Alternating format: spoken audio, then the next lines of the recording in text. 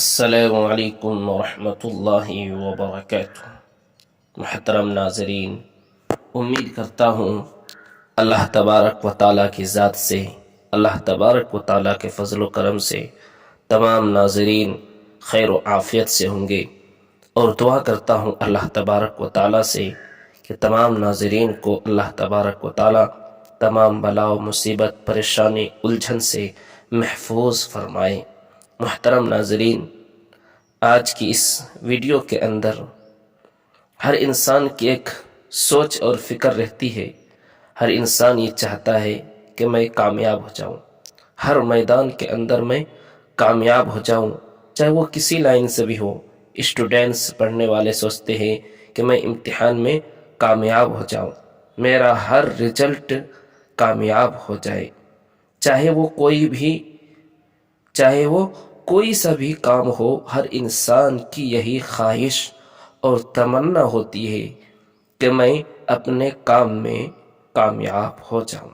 تو میں آپ کو اس ویڈیو کے اندر ایک ایسی آیت جس کو اللہ تبارک و تعالیٰ نے قرآن کریم کے اندر ذکر فرمایا ہے، تو میں آپ کو بتاتا ہوں۔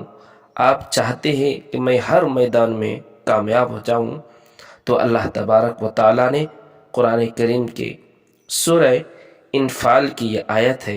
اگر آپ امتحان دینے جا رہے ہیں، آپ کسی آفس کے اندر آپ کا انٹرویو ہے، آپ ایگزام دینے جا رہے ہیں، تو اس آیت کو، قرآن کریم کی اس سورہ کی آیت کو پڑھ کر جائیں۔ پہلے آپ 11 مرتبہ درود شریف پڑھیں، یعنی درود ابراہیم کو، پھر یہ آیت پڑھیں 7 مرتبہ۔ فَإِنَّ حَسْبَكَ اللَّهُ هُوَ الَّذِي أَيَّدَكَ بِنَصْرِهِ وَبِالْمُؤْمِنِينَ فَإِنَّ حَسْبَكَ اللَّهُ هُوَ الَّذِي أَيَّدَكَ بِنَصْرِهِ وَبِالْمُؤْمِنِينَ۔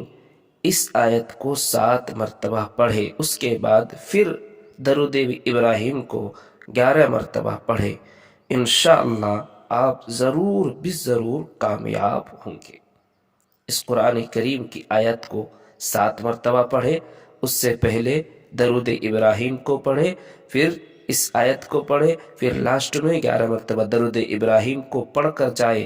آپ اگر ایگزام دینے جا رہے ہیں، کلاس میں بیٹھ گئے ہیں، آپ کے ہاتھ کے اندر پیپر آ گیا ہے ایگزام کا، تو پہلے آپ ان چیزوں کو پڑھ لیں۔